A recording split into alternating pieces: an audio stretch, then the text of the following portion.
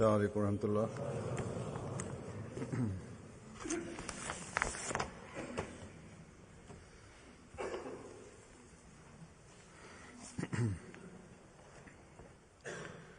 أشهد أن لا إله إلا الله وحده لا شريك له وأشهد أن محمدًا عبده ورسوله.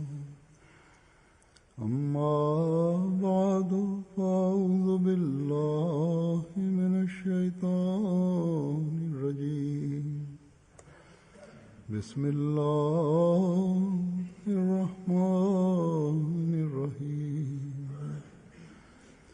الحمد لله رب العالمين. الرحمن الرحيم. مالك يوم الدين. إياك نعبد وإياك نستعين. اهدنا الصراط المستقيم. صراط الذين أنعمت عليهم غير المغضوب عليهم ولا الضالين.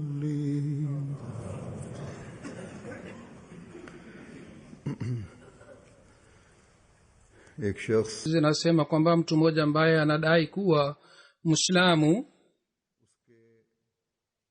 uzuri wa Uislamu wake utadhihirika, utajulikana wakati yeye atakapoimarika katika imani na atajua uhakika wa dini tukufu ya Islam.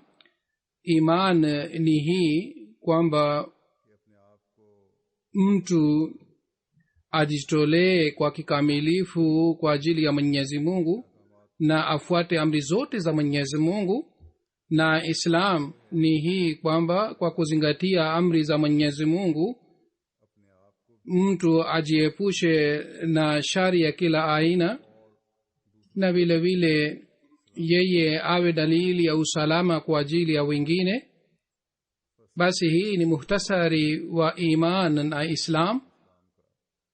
Ikiwa dunia ya Waislamu ikielewa kitu hiki, bila shaka mfano mzuri na nadhara nzuri ya kuleta amani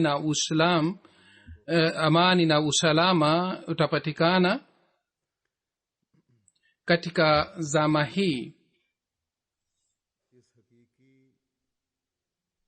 Kwa ajili ya kuimarisha imani hii mioyoni mwa watu na kwa ajili ya kuonyesha mifano ya imani hii, Mwenyezi Mungu alimtuma Sayyidina Ahmad alayhi salatu wassalam, na kwa kujinasibisha kwake hili ni jukumu letu kwamba sisi kwa kuimarisha imani kikamilifu na kwa kuwa mfano mwema wa Islam, sisi tuwe wasaidizi wa Sayyidina Ahmad alayhi salatu wassalam katika kazi hii.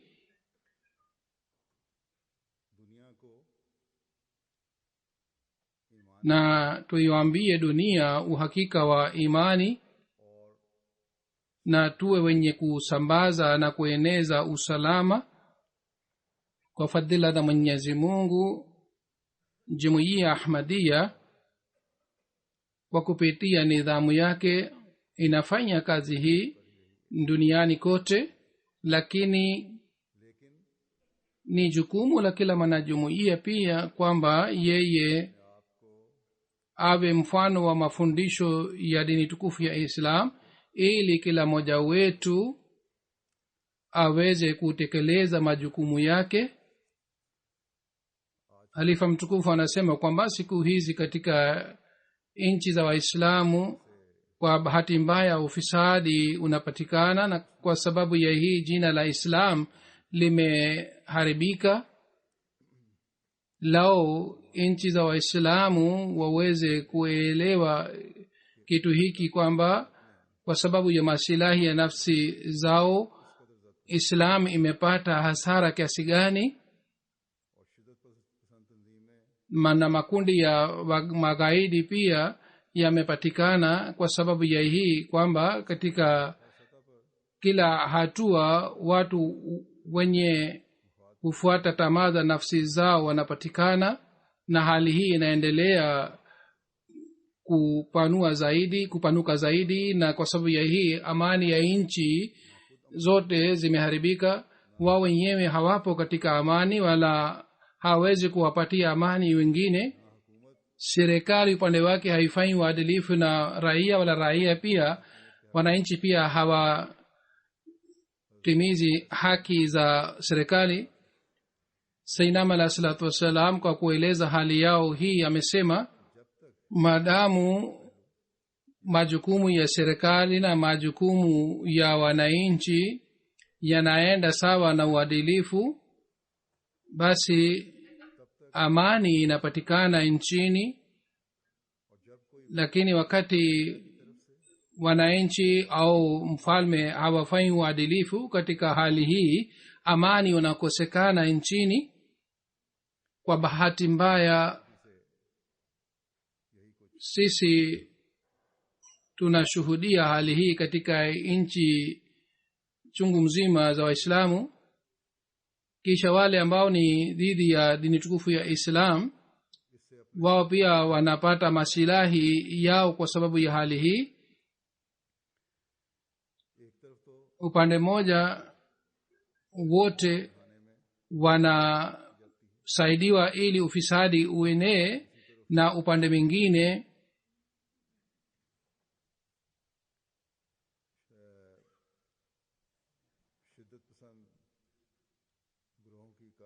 wa kusambaza habari ya vitendo vya magaidi media inawapatia nafasi kubwa sana kwa sababu ya hii wanafedhehesha jina la dini tukufu ya islam Huzuri anasema interview nilizozitoa katika media katika interview yangu mimi nilisema kitu hiki kwamba dhidi ya islam kwa ajili ya kusambaza chuki na kwa ajili ya kuthibitisha kwamba islam ni dini ya ugaidi nyinyi watu wa media pia mnashirikiana media pia haifanyi uadilifu yani mitambo ya kupaza sauti pia haifanyi uadilifu viongozi ambao wanajiita waislamu nyinyi kwa kusambaza masilahi ya nafsi zao za kisiasa mnasema kwamba haya ni mafundisho ya islam kisha mnasambaza sana habari hii mnasambaza kiasi hiki habari hii kwamba watu wanaoishi duniani kwa sababu ya hii umebadilisha mawazo ya watu kuhusu islam au wale watu ambao hawajui kuhusu islam katika mioyo yao umeweka mawazo ya islam kiasi hiki kwamba wao kwa kusikia jina la islam wanachukia na wanakasirika ikiwa kuna masilahi ya nafsi zenu nyinyi kule hamenezi habari kwa mfano katika Ireland wakati ugaidi ulipoenea na au watu walipoleta ufisadi wakati ule mitambo ya kupaza sauti iliamua kwamba sisi hatutatoa habari hizi au wao walilazimishwa kwamba hawaruhusiwi kutoa habari hizi kwa hiyo kule ufisadi kidogo ulipatikana na kisha baadaye mambo yalirekebika Huzuri anasema kwamba hii inawezekana kwamba katika nchi ya Islamu wale ambao ni dhidi ya serikali wao wanafanya amali kali zaidi kwa mfano kuna makundi ya magaidi katika nchi za Islamu lao wao ni makali sana katika vitendo vyao, lakini namna gani wanaendelea kufanya mambo haya ya magaidi ikiwa hawapati msaada? Wao wanapata silaha na silaha hii wanapata kutoka nje. Huzuri anasema, niliwaambia hii pia kwamba wale watu ambao wanaokosa utulivu na amani, wao wanapojiunga na makundi ya magaidi, basi habari hii inaenezwa sana, inasambazwa sana kwamba kiasi fulani watu walitoka hapa na wamejiunga na makundi ya magaidi. Kisha kwa njia yoyote Islam inalaumiwa, na kwa sababu ya hii utulivu unakosekana na watu hawa wanafanya vitendo vyao. Lakini waislamu maelfu na malaki ambao wanazungumza kuhusu amani, habari ya watu hawa media haienezi au wao hawasifiwi kwa sababu ya vitendo vyao hivi. Kama wanapewa nafasi wale ambao wanafanya vitendo kinyume na Islam. Ni jumuiya pekee duniani ambayo inaeneza mafundisho ya mapenzi na upendo duniani, na duniani kote kwa hamu sana jumuiya inaendelea kufanya kazi hii. Kwa sababu ya kazi hii, chini ya bendera ya amani, kwa ajili ya kusambaza amani na usalama, watu malaki na malaki wanaendelea kujiunga na jumuiya. Ikiwa kuhusu hawa watu tukiwaambia, nyinyi hamtilii maanani hata kidogo,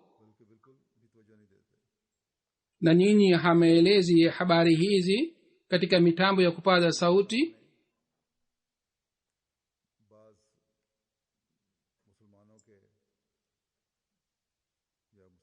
na dhidi yake mnaeleza picha mbaya ya vitendo vya wale watu wanafanya vitendo kinyume na mafundisho ya Islam. Na kwa sababu ya hii, wale watu ambao si waislamu wanaona kwamba Islam lengo lake ni moja tu, na lengo hili ni kusambaza ugaidi na vile vile kutokuwa na uadilifu, na hii ndiyo ni Islam, dini tukufu ya Islam. Hazur anasema kama nilivyosema kwamba kwa sababu ya hii chuki inaendelea kuzidi duniani, hususan ndani ya wale ambao si waislamu. Kwa vyovyote media pia imekuwa biashara, na wao wanatafuta habari yenye chumvi, na kwa sababu ya hii wanaeneza habari za aina hii ili wapate fedha na mali. Lakini kama nilivyosema, watu malaki na malaki ambao wanajumuika chini ya bendera ya amani kila mwaka.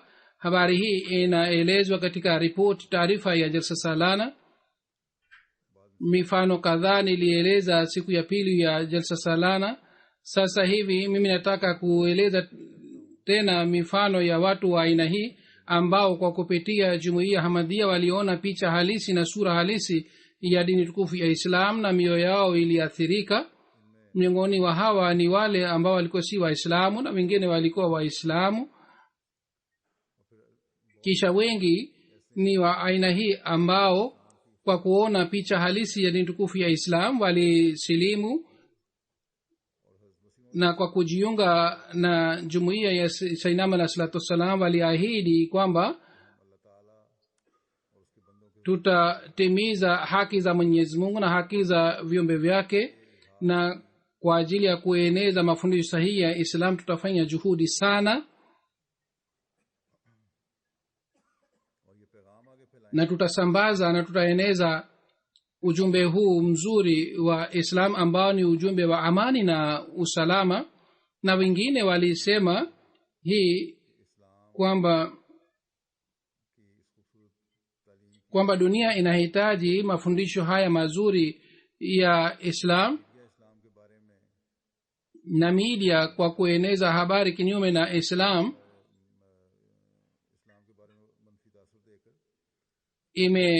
ilifunga akili yetu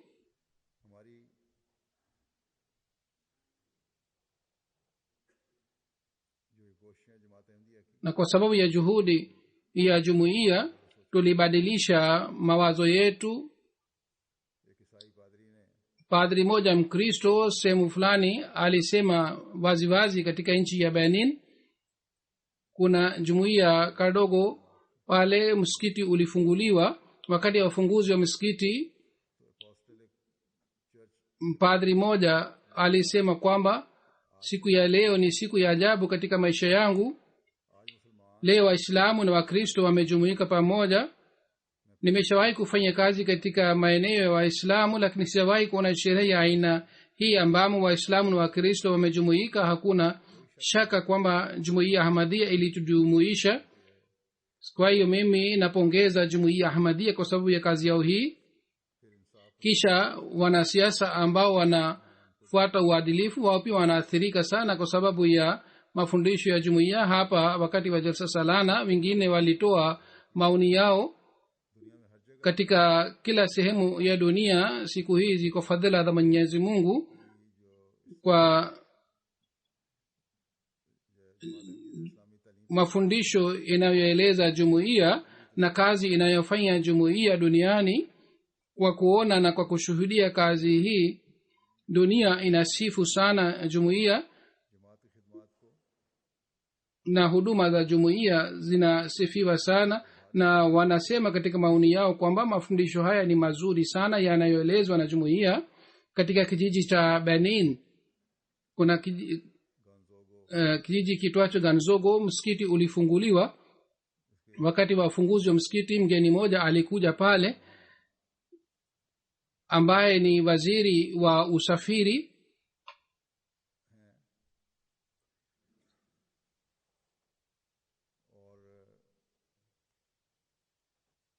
Yeye anasema kwamba jumuiya Ahmadiyya kwa ajili yetu si jumuiya mpya, na huduma za jumuiya hazifichiki.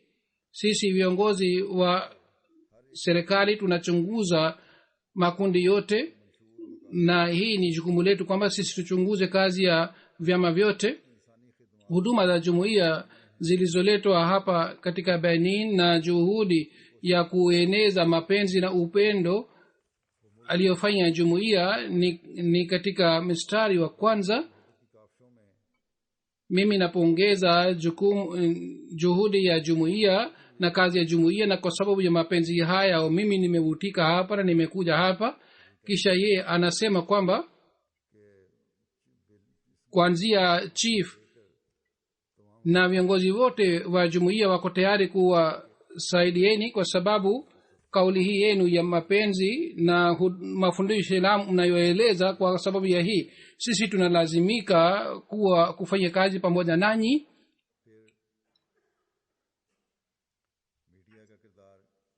Kisha upande mmoja media inafanya kazi ya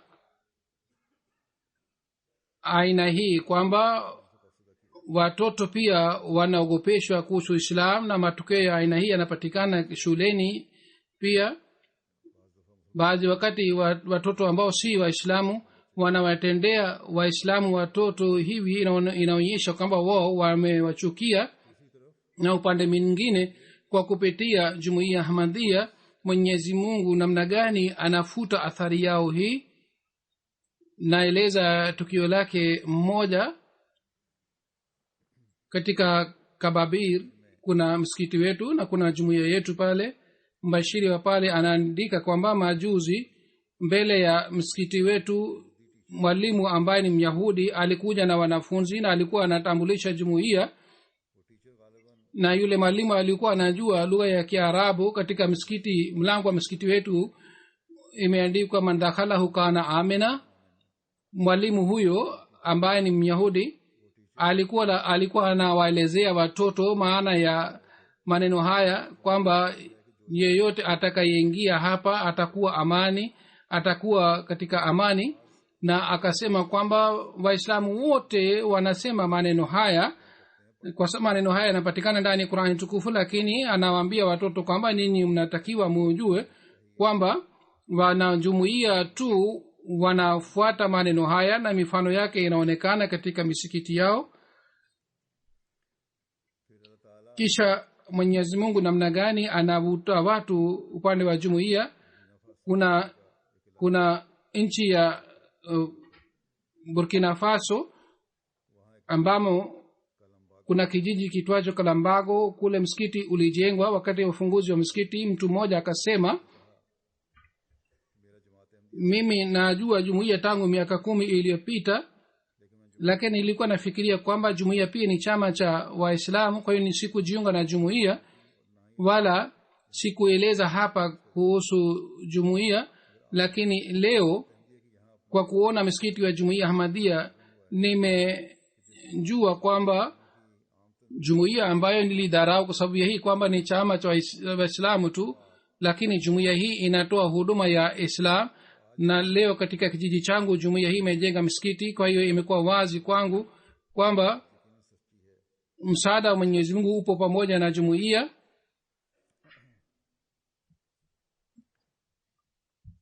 Kisha kuna sehemu itwayo Moyo katika Benin ambamo washirikina tu wanaishi, wote ni washirikina. Mbashiri wetu alienda kule kwa ajili ya mahubiri. Baada ya kutambulisha jumuiya, mbashiri akasema kwamba ikiwa mtu yeyote anataka kuuliza swali basi aniulize. Mzee mmoja akasema, mimi nilikuwa na mawazo mabaya kuhusu Islam. Nilikuwa nadhani kwamba Boko Haram, hazuri anasema ni chama katika Nigeria, ni chama cha magaidi.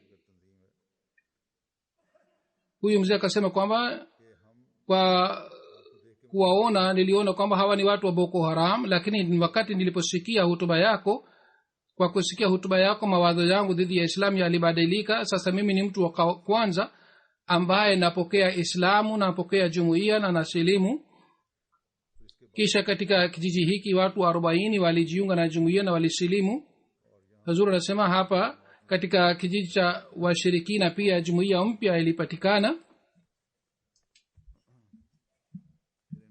Kisha hawa watu wana mila kadhaa. Kama kwa mfano mtu anapofariki, kwa ajili yake wanafanya mpango maalum, na mpaka mpango huu ufanyike vizuri na watumie mafrag malaki. Wao hawaziki maiti, hata kama wanalazimika kuweka maiti mortuary kwa mwezi moja wanaweka na wanafanya mpango vizuri. Lakini huyu mzee akasema kwamba nikifa munizike sawa na mafundisho ni tukufu ya Islam.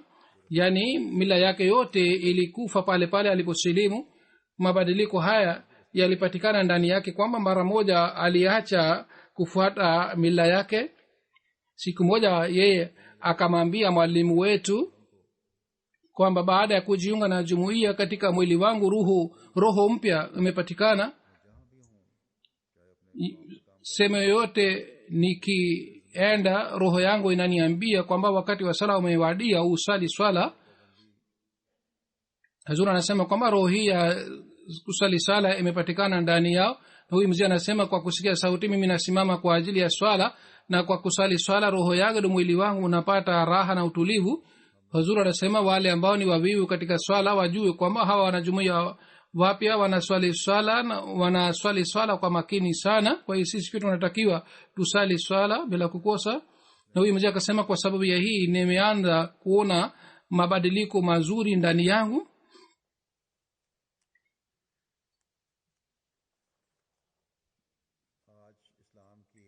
Hazur anasema kwamba siku hizi mafundisho sahihi ya dini tukufu ya Islam yanaenezwa kwa kumpitia Sayyidina alayhi salatu wassalam, na taarifa yake inapatikana katika taarifa ninayopokea kwamba namna gani Mwenyezi Mungu anafikisha ujumbe wa Sayyidina alayhi salatu wassalam duniani, namna gani watu wanapokea.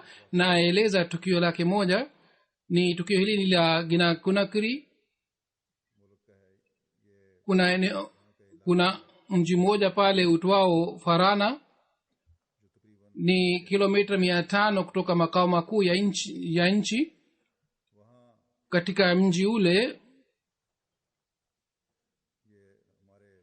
watu wetu walipokwenda kwa ajili ya kufanya mahubiri, mwanajumuiya moja ambaye alikuwa naishi pale aitwaye Abubakar, yeye alipanga mpango wa mahubiri, kikao cha mahubiri. Mbashiri wetu anasema kwamba sisi tulipofika pale tukawahubiri na tukawafikishia ujumbe wa Islam, na tulikuwa bado tunaendelea kufanya mahubiri. Shehe moja akaja pale kwa ajili ya kueneza shari. Yeye kwa muda mfupi aliendelea kusikia kwa makini, baadaye kwa hasira sana akasimama na akasema kwamba nyinyi hamruhusiwi kufanya mahubiri hapa, na mkifanya mahubiri basi mimi nitauita polisi. Vijana wa pale wao wakasimama kwa kusikia kauli yake hii, na wakamwambia shehe yule kwamba sisi tumebahatika kusikia mafundisho haya, wewe unaishi hapa kwa muda mrefu lakini hukujawahi kutuambia mafundisho haya, na haya ni mafundisho ambayo yanaleta athari juu ya mioyo yetu. Na jinsi hawa wanaoeleza mafundisho ya Islam, sisi tunaathirika na tunapata utulivu kwa sababu ya mawaidha yao. Wewe ulitupoteza, kwa hiyo wewe uondoke, usibaki hapa. Kwa hiyo shehe akalazimika kuondoka, na akaondoka kwa fedheha. Kwa sababu ya hii watu 15 wakafanya bayat na wakajiunga na jumuiya.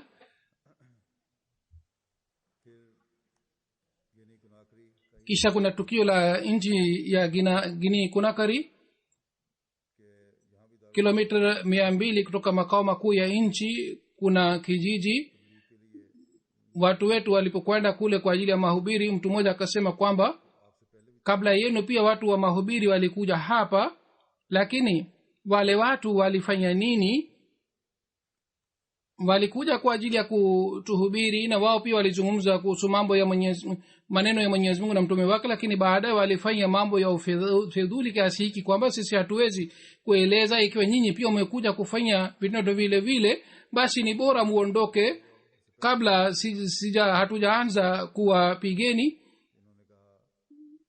Wale watu wetu wakasema kwamba tupatie ruhusu tuseme, na mzee mmoja pia alisema kwamba hawa watu wanaonekana ni tofauti na wale waliokuja kabla, kwa hiyo tusikie wanasema nini. Kwa hiyo Mbashiri anasema tulieleza lengo la kuja kwa Sayyidina Muhammad sallallahu alaihi wasallam, na tukaeleza kuhusu kiyama, na tukaeleza hii pia kwamba Mtume sallallahu alaihi wasallam alitoa bishara kwamba katika mwisho wa zama alama hizi zitapatikana, kisha Masihi atakuja. Watu waliathirika sana kwa kusikia mawaidha. Kwa hiyo mbashiri mmoja, mwalimu mmoja aliachwa pale, yeye aliendelea kufanya mahubiri. Anasema kufadhila na Mwenyezi Mungu, katika wiki moja kijiji kile pamoja na imamu na msikiti kilijiunga na jumuiya. Hata vijiji 4-5 pia vimejiunga na jumuiya tangu siku ile, na bado tunaendelea kufanya mahubiri. Na anasema tunaendelea kupata ujumbe kwamba watu wanatusubiri na wako tayari kusilimu na wanatungojea. Hazuru anasema kwamba kwa bahati mbaya maulama wa Kiislamu na viongozi wao pia, kama nimetoa mfano, imefanya kazi kubwa sana ya kuwafukuza watu katika dini tukufu ya Islam. Na kwa sababu ya hii, katika kila eneo watu ambao si Waislamu wao pia walipata ujasiri kwamba wapate nafasi ya kufedhehesha Islam. Jumuiya Ahmadiyya namna gani kwa kufanya juhudi wale watu Waislamu ambao walioharibika, waliopotea, na wale watu ambao walikuwa na shaka kuhusu Islam, jumuiya inawarudisha tena katika imani, katika Islam. Natoa mifano yake miwili. Katika nchi za Afrika bookstall moja iliwekwa, na vile vile maonyesho ya Qur'an tukufu pia yaliwekwa. Vijana wawili wa Islam walikuja kutoka Porto Novo, Benin. Wao walipoambiwa kuhusu jumuiya na walipoambiwa kwamba Muhammad ameshakuja na ni yeye ni imamu wa zama hii, wao wakasema kwamba mtume muhammad sallallahu alaihi wasallam ni khataman nabiyyin, je baada ya mtume muhammad sallallahu alaihi wasallam mtume mwingine anaweza kuja? wao walipewa kitabu kiitwacho ukweli wa sayyidina alayhi salatu wasallam katika lugha ya Kifaransa, na vile vile walipewa hadithi kuhusiana na hali ya Waislamu wa zama za mwisho, na vile vile waliambiwa kuhusu ujaji wa sayyidina alayhi salatu wasallam, na waliambiwa kuhusu jumuiya Ahmadiyya.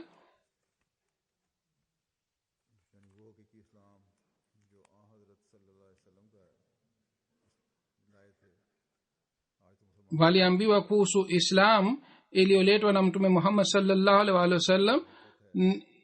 Islamu iliyoleta ni Islamu ya mapenzi na upendo na udugu.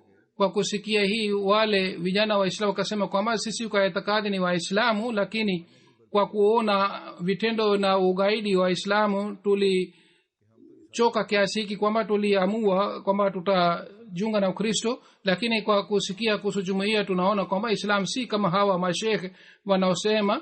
Mbashiri anasema wao walitushukuru kwamba umetusalimisha katika kujiunga, umetuokoa katika kujiunga na Ukristo.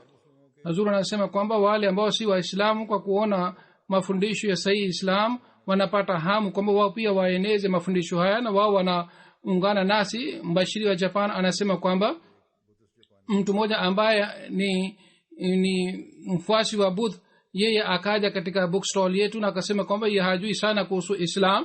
Yeye alipoambiwa kuhusu Islam na vile vile alipoambiwa kuhusu mafundisho ya Islam kuhusiana na dini zingine, kwa kusikia akatushukuru na akasema kwamba mafundisho haya mazuri ni ya aina hii, kwamba inatakiwa watu waambiwe kuhusu mafundisho haya na dhana yao mbaya ifutwe. Yeye akasema kwamba ikiwa mnaniruhusa, siku moja mimi pia nataka nije hapa na nataka kusambaza ujumbe huu wa amani. Kwa hiyo sawa na ahadi, siku moja yeye akaja katika stall yetu toka asubuhi saa 4 mpaka usiku jioni kwa sauti ya juu. Yeye mwenyewe ni Buddhist, lakini aliendelea kutangaza hivi kwamba Islam ni dini ya amani na usalama, na aliendelea kusambaza vipeperushi. Vile vile katika bara la Hindi, katika mkoa wa Karnataka, kuna sehemu moja ambapo bookstall iliwekwa. Mtu ambaye si Muislamu alikuja pale katika bookstall yetu na akasema kwamba tumeshawahi kuona bookstall chungu mzima, lakini sijawahi kuona watu kama nyinyi ambao mnaeneza ujumbe wa Islam na mafundisho ya Islam. Na yeye akaathirika sana na akanunua vitabu chungu mzima kutoka katika bookstall yetu. Katika Luxembourg kulikuwa exhibition na bookstall iliwekwa kutoka kwa jumuiya, na meya wa mji pia alikuja pale na yeye akaangalia vitabu kadhaa.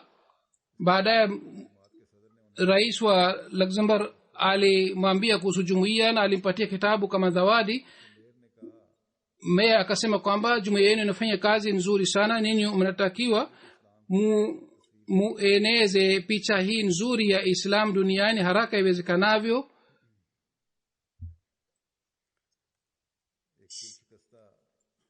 Sasa naeleza tukio la mtu mmoja ambaye alivunjika moyo kwa sababu ya hali ya Waislamu. Kuna bana Bilal Sahab ambaye ni Muislamu wa Dachi. Yeye alivunjika moyo sana kwa kuona hali ya Waislamu. Siku moja alitoka nje kwa ajili ya kununua zawadi kwa ajili ya mtoto wake. Njiani alikuta bookstall ya jumuiya yetu. Yeye aliona Qur'an tukufu iliyochapwa na jumuiya, akazungumza na mwanajumuiya alikuwa pale, kwa kisha baadaye akarudi nyumbani. Na baada ya muda fupi alipowasiliwa tena, yeye akasema kwamba mimi nimeathirika sana kwa sababu ya mafundisho ya jumuiya. Mimi nilipowaambia ndugu zangu wa Sunni kuhusu jumuiya na nilipowaambia kwamba nina vitabu vya jumuiya, kwa kusikia hii wao wakakasirika sana na walikuwa tayari kunipiga. Anasema kwamba mke wangu ambaye ni kutoka Morocco, yeye pia alinikasirikia sana kwa sababu ya hii. ilikuwa ngumu kwangu kwamba nizungumze kuhusu jumuiya katika nyumba yangu. Kwa hiyo anasema mimi nikaamua kwamba mimi nitafanya utafiti kwa kuficha kuhusu jumuiya. Kwa hiyo Mwenyezi Mungu aliniongoza hivi kwamba nilikutana na yule kijana ambaye nilikutana naye katika bookstore. Yeye akanialika kama mimi nishiriki jalsa salana. Siku 2 nilishiriki jalsa salana. Katika siku hizi 2 katika YouTube pia niliona video kadhaa katika lugha ya Kidach na mimi nilifaidika sana. Hata mke wangu pia kwa kuona video hizi alibadilisha rai yake kuhusu jumuiya. Hivi Mwenyezi Mungu alionyesha ukweli wa jumuiya na mimi nilibahatika kujiunga na jumuiya. Sasa mimi nashiriki katika kazi ya jumuiya na mimi naona kwamba upande wa kiroho napata maendeleo na utulivu niliokosa sasa mimi napata ule utulivu. Kisha mafundisho ya Qur'an tukufu yanaleta athari kiasi gani juu ya wengine. Kutoka Canada kuna daila la moja anasema kwamba tuliweka bookstore. Watu wawili mke na mume walikuja katika stall yetu. Yeye kwa kuona kitabu kimoja akaniambia kwamba kitabu hiki kina uzuri gani. Nilimwambia kuhusu uzuri wa kile kitabu. Yule mtu akataka kununua Qur'an tukufu lakini mke wake alikuwa Mkristo mkali sana. Yeye akasema kwamba sisi hatutakiwi tununue Qur'an tukufu. Huyo mtu akasema kwamba mke wangu ni huyu umwambie kitu chochote kutoka katika Qur'an tukufu awe tayari kununua Qur'an tukufu. Huyu dailala anasema kwamba nikamwambia katika Qur'an tukufu kuna sura moja ambayo mama wa Isa alayhi salatu wasalam hali yake imeelezwa na akafungua Qur'an tukufu na akaweka mbele yake sura ile ya Maryam. Yule mke akaanza kusoma na baada ya kusoma aya kadhaa akasema kuna kitabu hiki ni kizuri sana. Sisi tulisoma katika magazeti na tulisikia katika TV kwamba katika Qur'an ni chuki tu, lakini katika Islam mama wa Isa alayhi salatu wasalam amesifiwa sana. Kwa hivi akanunua Qur'an tukufu. Baada ya siku kadhaa huyu bwana akaja tena katika bookstore yetu akasema kwamba sisi tumesoma Qur'an tukufu. Katika media chuki inayoelezwa dhidi ya Mtume Muhammad sallallahu alaihi wasallam, mtu yeyote akisoma Qur'an tukufu kwa makini au akisoma kidogo basi dhana yake yote itabadilika. Anasema mimi nawaambia marafiki zangu wengi kwamba wao wasome Qur'an tukufu. Katika Benin wakati bookstore ilipowekwa mwalimu mmoja wa serikali akaja pale. Yeye aliposoma mafundisho ya upendo na mapenzi ya jumuiya akasema mimi nataka vitabu kwa ajili ya wanafunzi wangu, nataka wao pia wasome vitabu hivi. Na kwa sababu ya hii kusoma vitabu hivi jamii yetu iwe na mapenzi na upendo na kitu kinachohitajika katika jamii. Jumuiya inayo kile kitu. Kwa hiyo akanunua vitabu kadhaa na akawapatia wanafunzi wake. Baadaye wale wanafunzi walipokuja wakasema kwamba sisi tumeshapewa vitabu na tumesoma vile vitabu tuliopewa na mwalimu wetu. Hazur anasema mtu mmoja ambaye si Muislamu kwa kuona nidhamu ya jumuiya yeye pia anaathirika kwa sababu nidhamu hii ni nidhamu ya Islam, na kwa sababu ya hii baadhi wakati watu wanapata mwongozo. Bashiri kutoka Burkina Faso anasema kwamba kuna eneo moja litwalo Silagogo, tulienda kule kwa ajili ya mahubiri.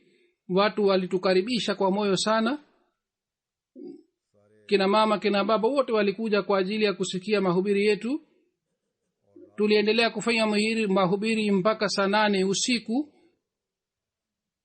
Hatimaye anasema kwamba niliwaambia kwamba jumuiya yetu ipo inafuata amri moja na sisi tuna nidhamu ya mchango, na mchango hii umeenea ulimwenguni.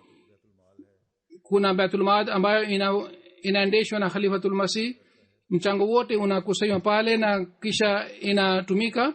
Anasema baada ya swala mtu mmoja aitwaye Zakaria sahib akasema kwamba siku kadhaa iliyopita niliona ndoto kwamba mimi natoa mchango na nasikia sauti kwamba utoe chanda katika jumuiya ambayo ina Baitul Mal yake.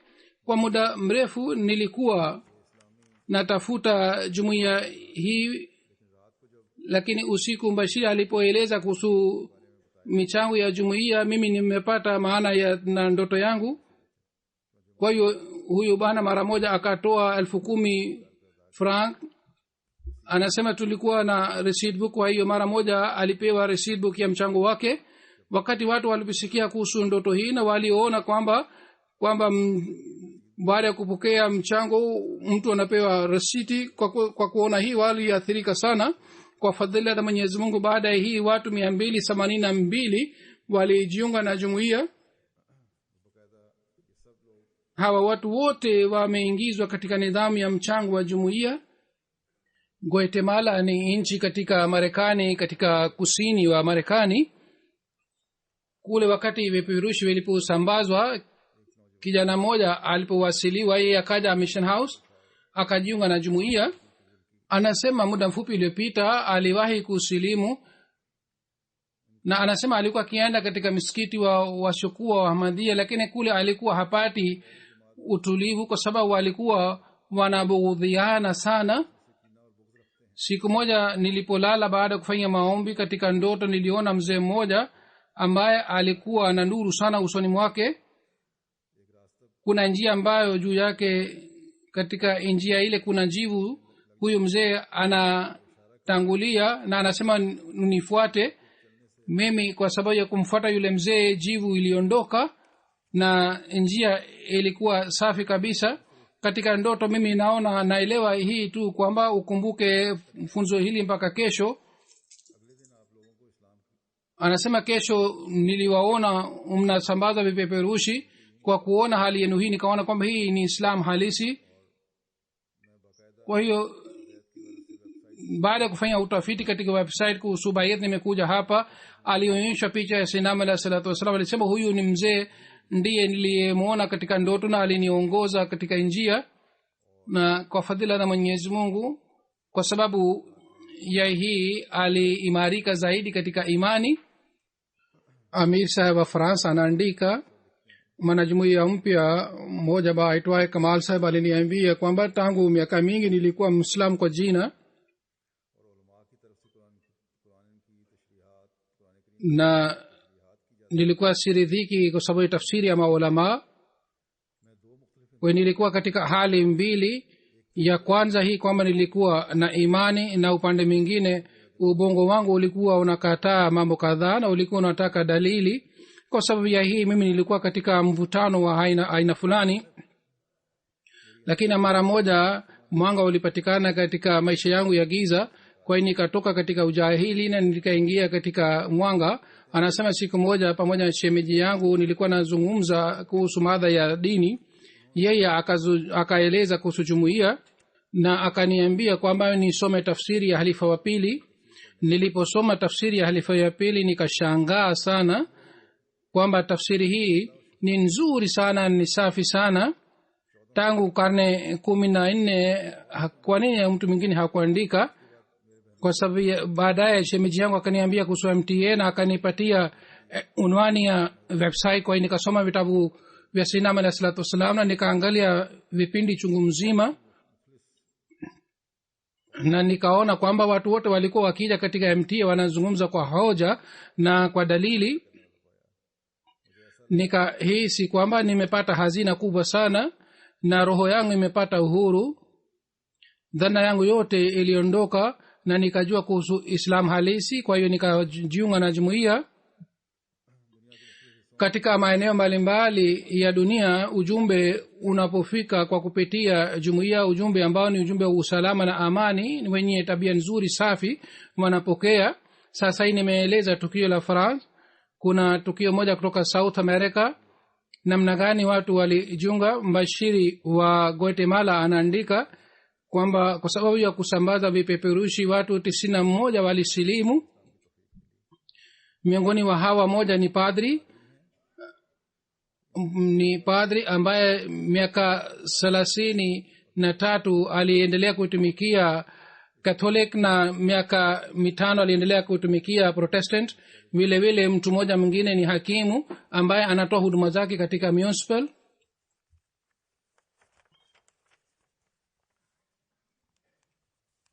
wanafunzi wa chuo cha Canada walitumwa Guatemala. wao walisambaza vipeperushi zaidi ya 100,000. walienda katika maeneo mbalimbali ya Guatemala. huyu hakimu pia alipewa kipeperushi kimoja, akaja mission house na akazungumza na mbashiri masaa 3-4 kuhusu Islam. yeye aliathirika sana kwa sababu ya hii na akachukua vipeperushi 200-300 na akasema mimi nitasambaza katika eneo langu. kisha baada ya muda fulani yeye akaja na watu 7 kutoka eneo lake. kisha akakaa siku 10 katika mission house, akasoma kuhusu Islam na kuhusu Ukristo na kuhusu mafundisho ya kafara akasoma.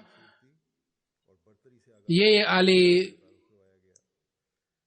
alijulishwa kuhusu mafundisho ya jumuiya, kwa hiyo yeye na mke wake wakajiunga na jumuiya, na baada ya kurudi katika eneo lake wameanza kufanya mahubiri ya Islam. huyu bana katika eneo lake alipanga kikao cha mahubiri. Bashiri anasema nilipofika kule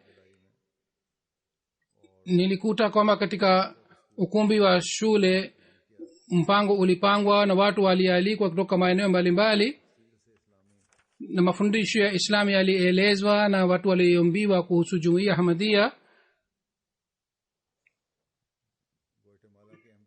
wanajumuiya wa Guatemala walieleza jinsi waliojiunga na jumuiya. kipindi cha maswali kilifanyika. baada ya mpango huu watu wote walikuwa pale wakasema wanasilimu, na hawa watu wote walikuwa 89. hao wote walisilimu, walijiunga na jumuiya.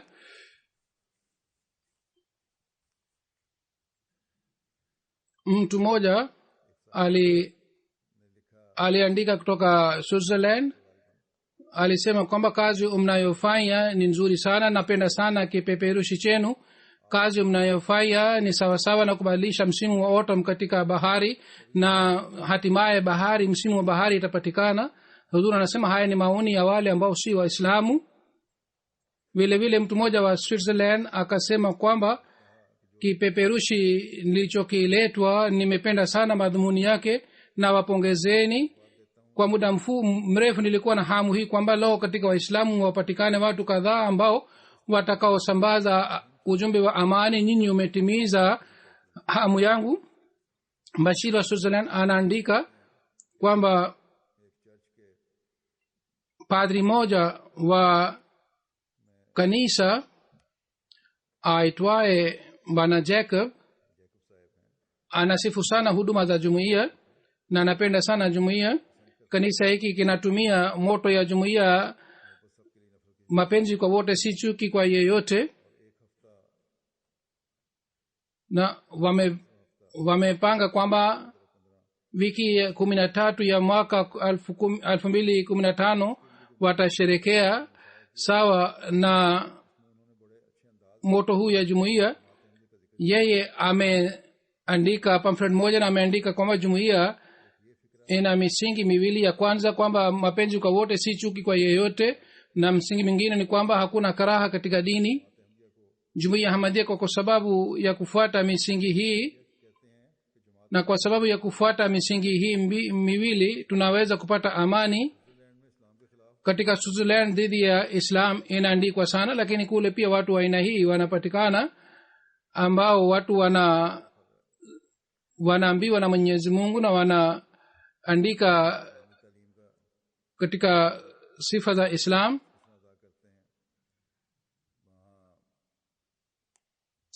kutoka Kongo Kinshasa, mbashiri wa kule anaandika kwamba kwa kusikia program yetu padri moja akasema kwamba mimi nimeathirika sana kwa sababu mahubiri yenu na kwa sababu mafundisho yenu. nimeamua kwamba nitasilimu, lakini kwanza nitamwambia mtoto wangu asilimu. Kwa hiyo mtoto wake ameshasilimu na kwa kujiunga na jumuiya amesilimu.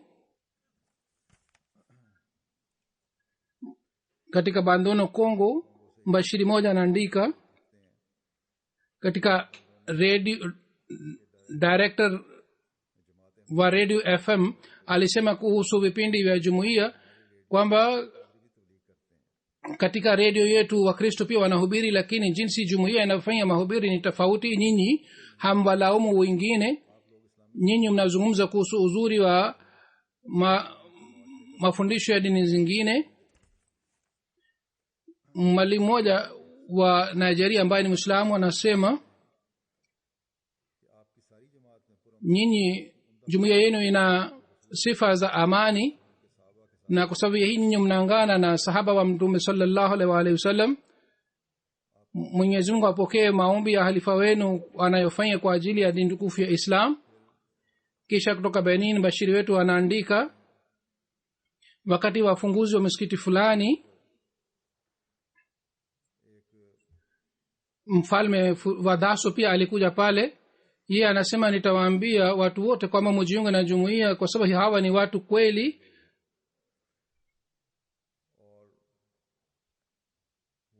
Na lugha ya Kenyeji pale, shairi moja ambaye anaandika katika lugha ya Kenyeji alisema shairi, alisema mti uliopandwa na mtu ikiwa haupewi maji unakufa, lakini mti uliopandwa na Mwenyezi Mungu haufi. Jumuiya ilipandwa na Mwenyezi Mungu.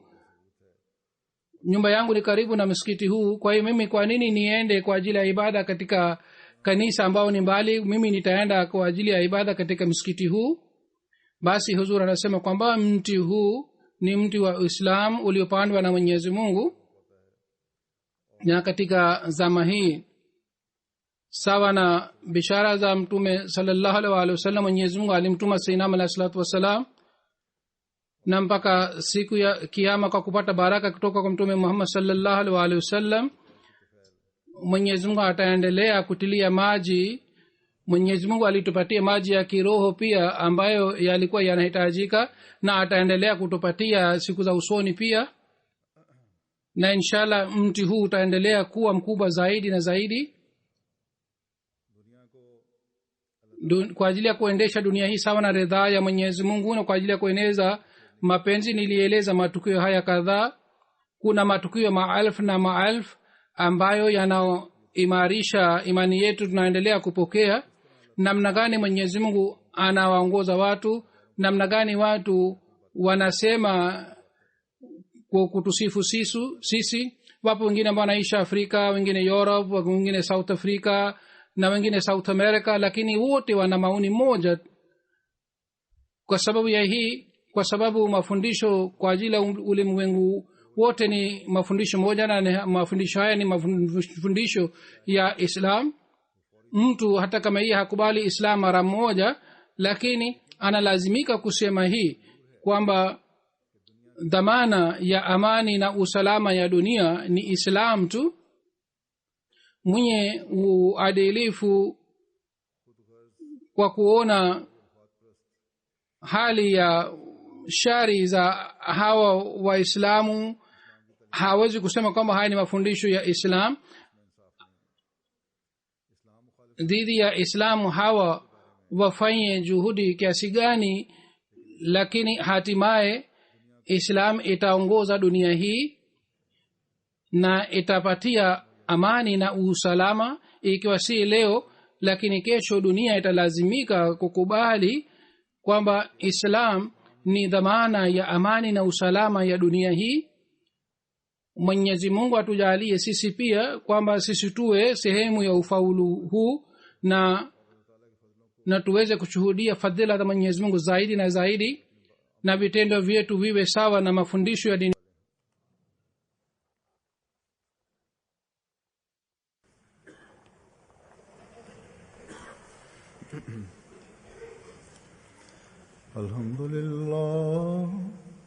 Alhamdulillah nahmaduhu wa nasta'inuhu wa nastaghfiruh ونؤمن به ونتوكل عليه ونعوذ بالله من شرور أنفسنا ومن سيئات أعمالنا من يهده الله فلا مضل له ومن يضلل فلا هادي له ونشهد أن لا إله إلا الله ونشهد أن محمدا عبده ورسوله عباد الله رحمكم الله إن الله يأمر بالعدل والإحسان وإيتاء ذي القربى وينهى عن الفحشاء والمنكر والبغي يعظكم لعلكم تذكرون اذكروا الله يذكركم وادعوه يستجب لكم ولذكر الله أكبر